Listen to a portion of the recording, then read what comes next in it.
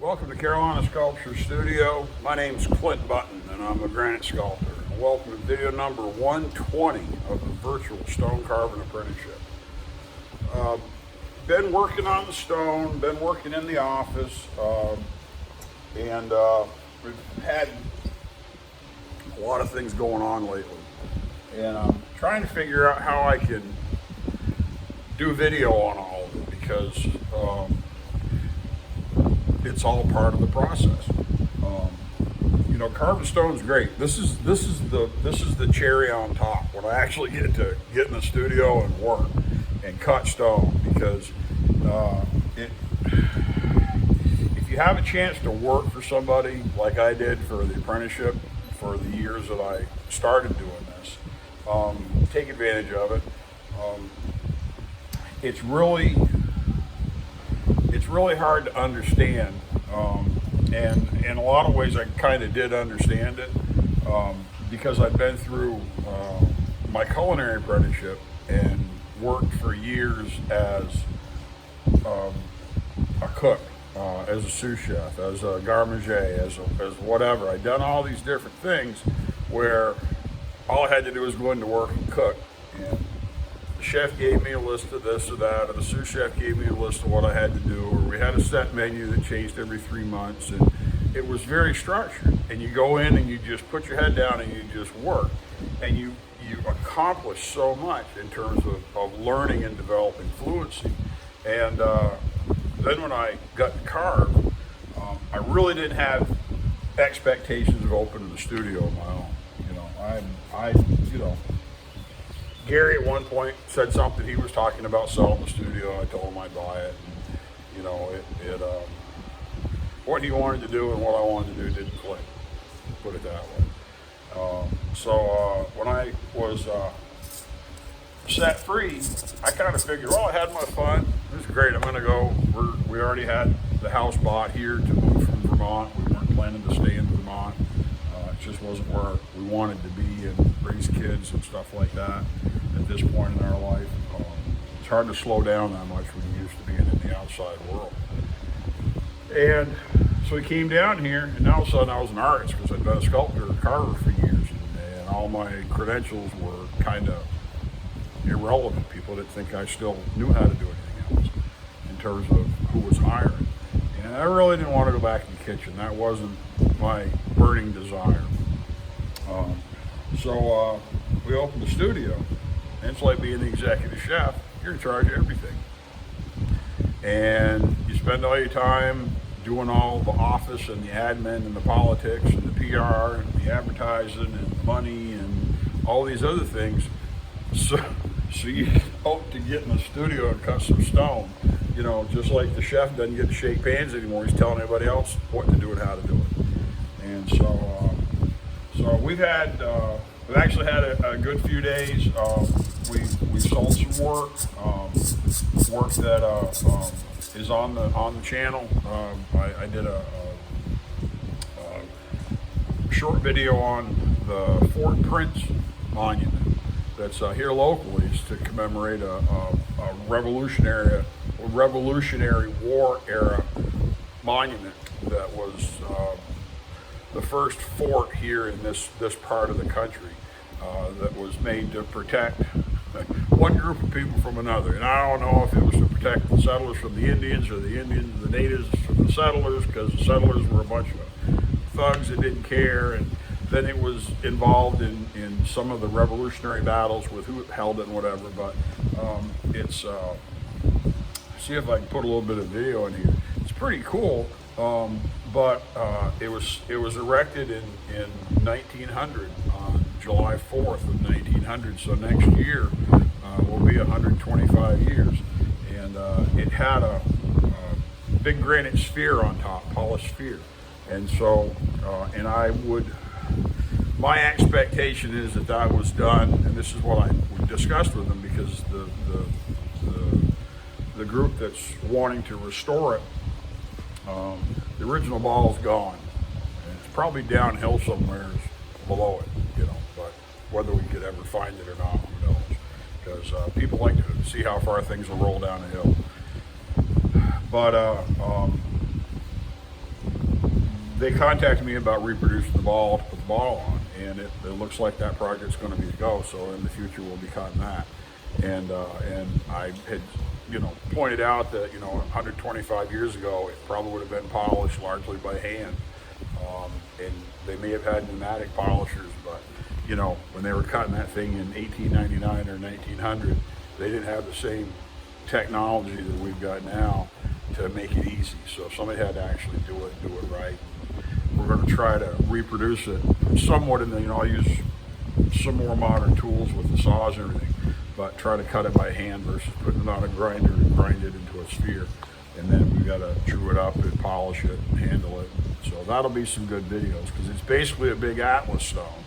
And some people, they make Atlas stones out of concrete because it's easier than cutting one out of granite. Well, we're going to cut one out of granite. And it also looks like I might have sold a couple of shell rock pitch jobs. And so I'm not clear as to everything that's involved with that one yet. But that will provide video content. I'm not sure when that's going to be published yet, when I'll put that out there. Because that's not just my information to share. So, but at one point it will be. So we'll get a couple of videos together that, get video content about how to actually do shell rock pitch. And that project has some large scrolls on the front. If the budget stands up for the customer, then we'll be able to demonstrate how you incorporate carvings with shell rock pitch. Could be pretty substantial for the apprenticeship, even if it doesn't come out for a while. So, but anyways, back to this. I want to show you a couple things. We shot a number of points and started reducing stone off, but I wanted to point out one area right here in particular. This is one of the folds. Now, looking at her, I've got her lifted a few inches, like 4 inches on one end, so the standoff will fit. And when you look at it, that can disorient you a little bit as to how these are, because whether they're flat or whether they're tipped, because she's lifted, it makes it look more level. So some of these will tip in a little bit more, and that'll account for how these are different. I've also got this crown pretty high between some of these points, a lot higher than the model is. And that can create some of this. But right here, where I evacuated off to shoot one of these early points during the transition, is pretty steep. And I wanted to point out, because this is probably, if it isn't a little bit low, it's right on the money. And so, like I said, with drapery, it's not a big deal. We can blend it in there and make it work. That's why you do stuff that isn't critical in the beginning when you're starting to dig it out. But I just want to show you, because of the relationship of these few points here, this low spot right here that I thought was still pretty high, might be a little bit. So check this out. Okay, we shot, well, you can see we shot some points to go right down around. They're right in the center of the screen, and then some just to the right of that. So these are the points right down, coming right down across the top here. And they're not quite in a straight line, and of course as we enlarge it, they're going to be offset just a little bit more. This looks like it's the same dimension as it is on the model, but if you measure the model, this is about an inch taller than that, so it's definitely different. Because it's really surprising when you start measuring stuff more carefully. You'll find that the 2-ish inches on there is a lot closer to is where it needs to be here. But this is where I'm concerned, and I could not mention this. I could just put this out there and pretend it never happened, but this right here is going to be probably, there's going to be a little dent in her leg right there, in her drapery. It should still be fine. I don't think it'll be a problem, because this is still really fat right here, because this should go down and then cut in, and we'll take maybe half an inch off of here and contour that over. And by the time we contour all that stuff and push this down a little bit, this is going to drop, and then this goes down to raise this up. It could change how this looks quite a bit, and so we may not have any problem. I'm going to shoot some more points down those two lines of drapery, because there's one there. See, there's one here and one here.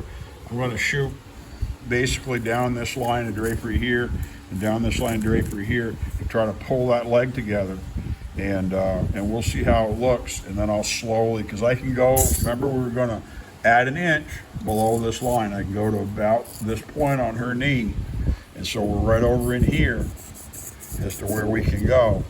And then after that, I'm going to wait and carve that more. We'll shoot some points, but we'll have to pick them out careful at the lower part from the point of her knee down. Okay, so, but I want to show you, you got to be careful. This is why I was pointing out, trying to approach this the right way and try not to make a huge hole, because I tried not to make a huge hole and I may still be a little bit deep here. And like I said, I could hide that from you. I'm not Superman. I'm a real guy, and so I got to make sure if that's a problem, I got to take care of it.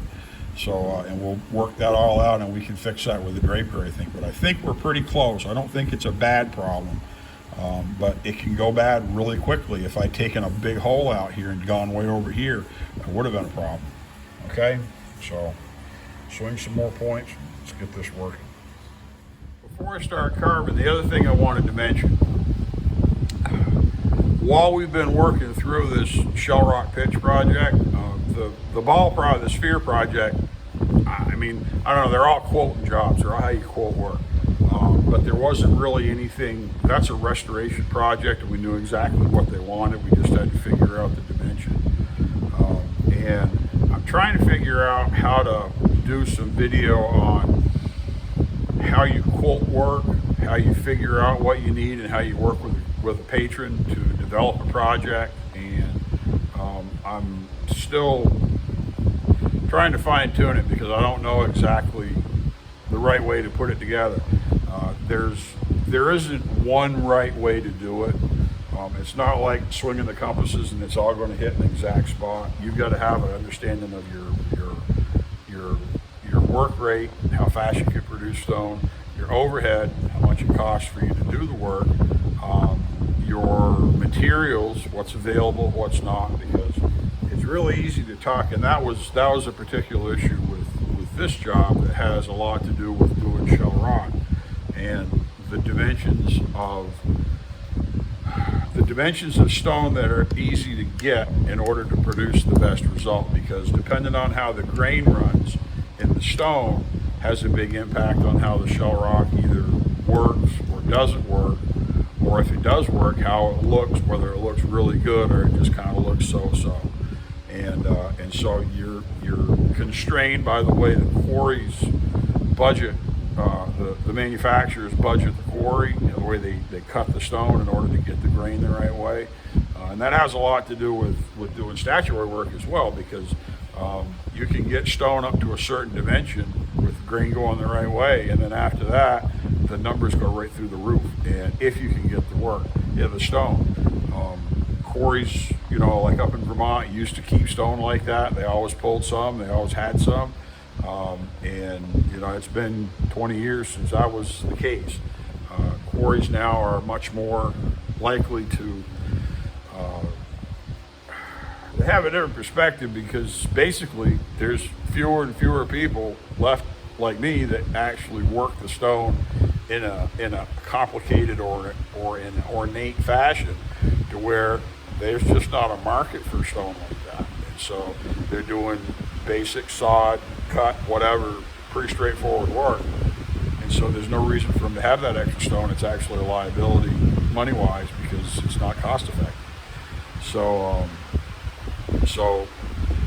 I'm working on trying to figure out how to put that all together to be able to do video to explain these things and make you think about them, and how to do all of them, because it is part of doing this. It's real. This is the easy part. This is the fun part. This is the easy part. Selling it, having it paid for, is the hard part. Okay, so if you can get all that done, you're golden. All right, let's start cutting stone.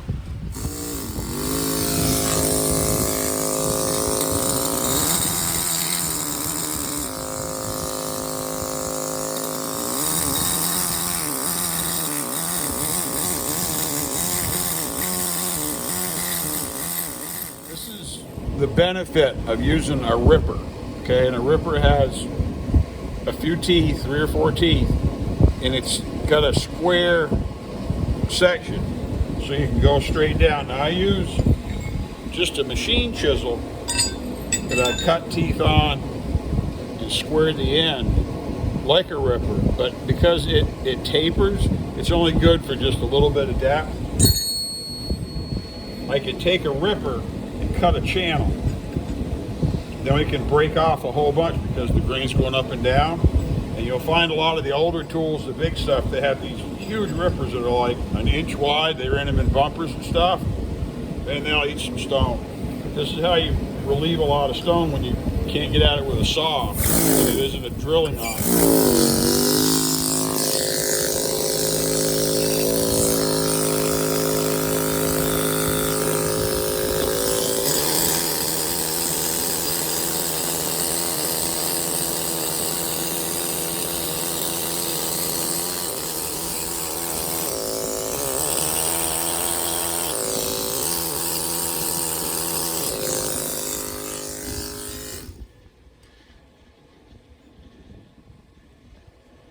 After you cut your channel, rip your channel, go around it with if you've got a straight chisel that's flat, you go around the edge. You can do it with a round chisel if you can reach, just to start a stress riser, and it'll break right off.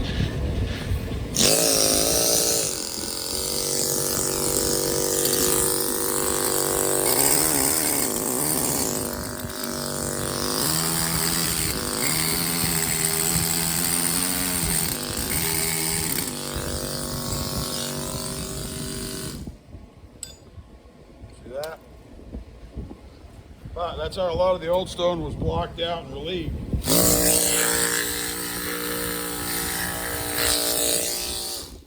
And by doing it with a machine chisel, where I was pretty specific with it, very finite in how I hit it, it can be better than taking a hand point, going in there and just flogging it out, because you'll impart a lot more energy around it.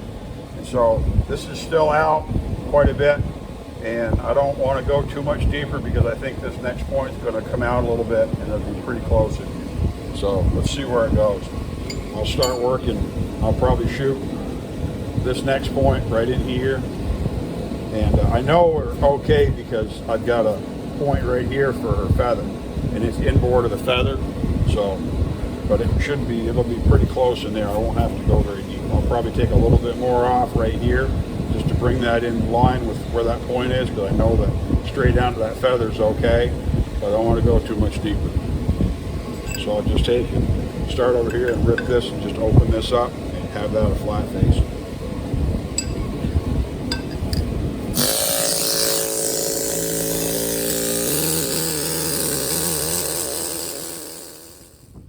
When you sharpen these, the closer those points are together to each other, this one's sharpened wrong, they need to migrate in and be like about half that distance if they're a lot closer, and it'll cut way, way better.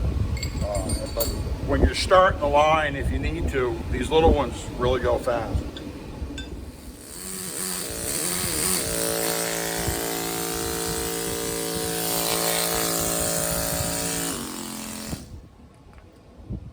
Now it's worth pointing out. Remember back when I was telling you about making chisels? Okay, I'm doing all this rough out work, this rough in or rough out, whichever you want to call it. All this bow work where I'm just pounding stone as hard as I can possibly push it. Pound it, cut it, everything else. And it's all being done with these chisels that I built by butt brazing them and then soldering up the sides, building the sides up with just brazing rod, okay? I don't have any slotted chisels doing this. This is completely strong to do anything I want to do with it, okay? So if people tell you have to buy chisels that are slotted for the carbide or they'll fall apart, they're either buying garbage chisels or they don't know what they're talking about. They just want you to buy what they're selling. This works just fine, and you can push them as hard as you want. Occasionally, if I don't do a good joint, it'll break. It'll just fall over, but that's my fault, not the tool. So you can use these brazed chisels, keep your shanks. Your shanks will last a long time instead of grind down to nothing. Just keep on cutting.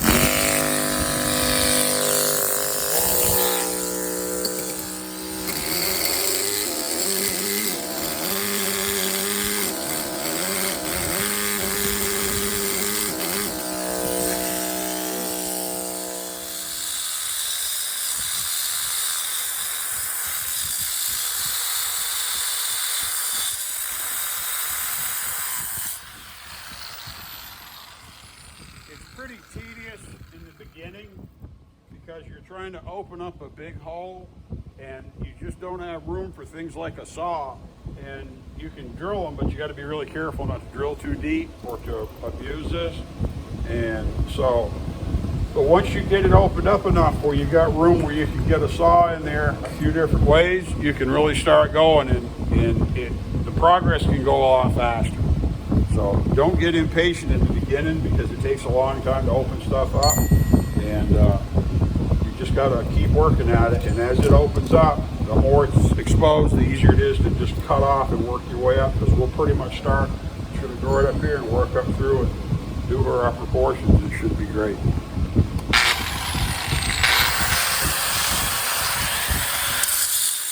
I want to show you a point that's been a challenge to do. Okay, we're shooting these next points on this fold here and then this one. There's just over, okay, so this is pretty close, and they'll be pretty flat, if we let our head down, it'll be more, it'll be more in plane. And then this one is, there's about an inch in elevation, vertical, a little over an inch difference. So it should be about 1.5 inches deeper because there's, 2.5 inches in an inch, and so if you add to three of those, should go that much deeper. Okay, so here's that point. Here's, see if you can see in there where that meets, way down at that point right there. Now I haven't shot that point yet, but that's where I'm going. Right there, okay? And this is just over 1.5 inches, straight over and straight down. Okay, that's the difference. Now, the challenge with this point is that these three, because of where it is, these three circles are coming together really, really, really close. Like we talked about with the circles, they don't have a really distinct overlap, okay, because they're pretty much in a straight line between the two. And so what that means is that I initially had an almost perfect cross, like right up here, okay, but I knew that it had to be more than that because that wasn't even as deep as it is on the model. So sometimes you're going to have to pay attention and realize the relationship of one point to another. And because this point is basically this foundation point, and the one at the head, those are just about all on a perfect line from each other, and there's really no way around it. You're going to have points like that, and they're going to be really tough to read because those lines are going to come together, and they're going to just sort of travel right on down, and they're going to be really, really close, and really, really, really close, and really, really close. Remember some of those bigger circles? When we did the plexiglass circles, they had like 1 inch, 1.5 inches where they were almost perfect. And if you have a little bit of flex in your compass, you'll mistake that for where it's supposed to be. So I feel better about this now. This has been a real tedious one to produce. I probably spent more time cutting that point than I did cutting the last 3 points put together because it was just really delicate. I tried to produce it on an angle like that. I'll shoot this and we'll contour this over. But see, that's what I was talking about with this low spot right here, is once we get all this removed and this wraps tight around the side of her knee, which is what it's going to do, this will all disappear. This will become proud, and most of this, hopefully, will just be taken off his waist. It may have a little dip, but I don't think it will. It'll be really close. So, but now I've got a good point right there. I'll shoot that one, and we'll move on.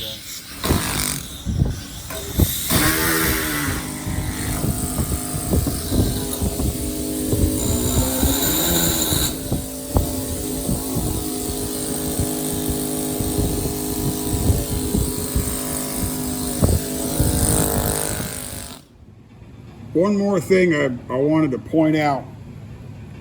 That earlier video, and you can still see the lines in the plaster here. When you're shooting, this is why I tell you got to have your points on your compasses really sharp. You want to put a thin layer of plaster in there, because if it's thick, it falls off and crumbles when you strike it, swipe it, and you won't be able to see it. I'm right up against the wall. This back right here there's no flat. It goes over and it turns almost 90 degrees up. I traveled down this wall using my one compass to mark how far it needed to go to get to a flat, in order to make sure I didn't erode any material here on the side of her knee. And because we've got to go from this fold, this is the top of a fold, and this is the top of a fold, and this will be somewhat concave between the two of them. And we don't want to dig out any more than we have to. Just like I tried not to tip this too much so that I had a flat here, I want to be able to contour from this point down over. But when you get into some of these points, you're going to have to be able to cut a wall down and then a wall over. And that's where it's hard to understand. When you're on a pointing machine, sometimes you can extend the stylus and get an idea on how far forward you're going to travel, sort of like I showed you swiping the compasses. But on this, you've got to be really careful, because we didn't want to go over any further than we had to. So there's a flat wall right here, and it just goes not even an 1/8 of an inch to go into that point. So, all right, that's it. That's probably enough to wrap this video up.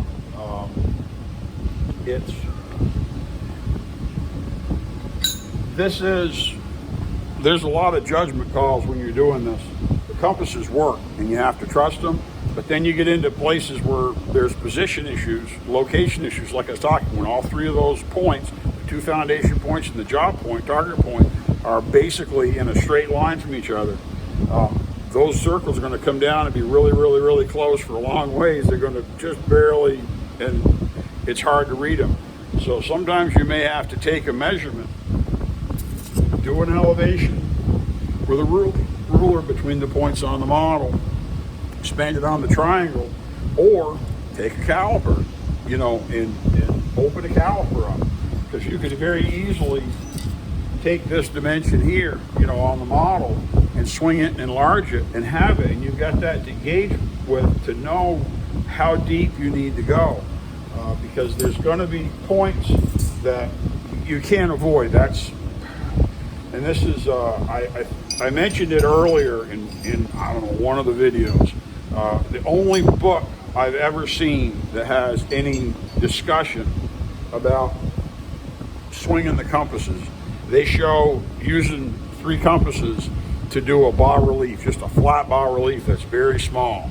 And that's got to be a nightmare, man. You theoretically can do it, but they're almost all your points, the vast majority of them, are going to be within just a very, basically the depth of your bas relief. If you got a 2-inch or a 2.5-inch bas relief or whatever, and you're shooting off the tops, all of your, the perimeter, the face of that die or whatever the model is, a surround on it, and you're shooting that, all of the points on that job are going to be within just an inch or two of being in perfect plane with those foundation points, and it's a nightmare. Maybe you can do it. I sure wouldn't want to do it. This is bad enough, and I've got 8 inches to play with.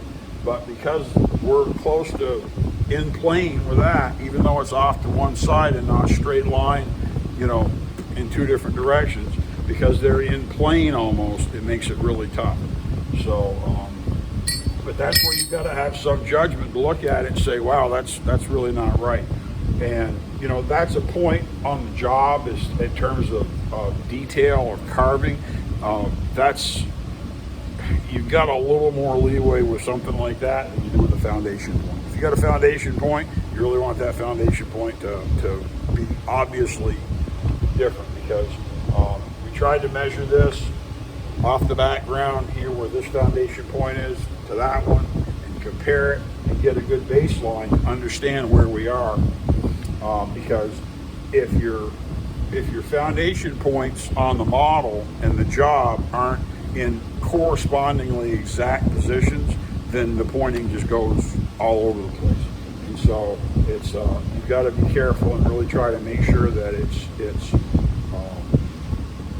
as even as possible. And this one scaled out to where it should be just about perfect, and hopefully it's coming together good. I think we're going well, and because this is, like I said, this is about roughing all this stone off to get it out of the way so we can start carving. And a lot of just the rough contour work we're seeing now, we're going to get this shaped down into something that looks like a body, and then I'll go through these landmarks, these points that are on landmarks, and we'll just start carving it. And then after that, it's direct carving. And so it's up to you. It's a break even as to how much you do and how much you point and how much you direct carve and just make up. And then I'm reworking the clay as well, so we can have the clay for the portrait face. So get that cast. One more thing before we go, my hose. Usually your hose will fracture or rupture right near where your fitting is. And this fitting's shot. It's all worn off. It's brass. I'll get another one. The only problem is the more you cut it, the more your whip shortens between the machine and that. And it'll get so close that it ends up interfering. I like mine to be back a little bit further. So we'll probably look at the hose budget on this hose. And I'll probably take it right here and I'll move this back up the hose, a few feet, put the hand machine right here. But you'll be working and it'll develop a little hole. Sometimes it's just a bubble, or it'll develop a hole one way or the other, and it'll start losing air every time you turn it on. And a lot of times you'll feel it on your face before you even hear it because you got your earplugs in. But, all right, well, we'll wrap this video up. My name's Clint Button. I'm a granite sculptor here at Carolina Sculpture Studio with the Virtual Stone Carving Apprenticeship. Thanks for coming in.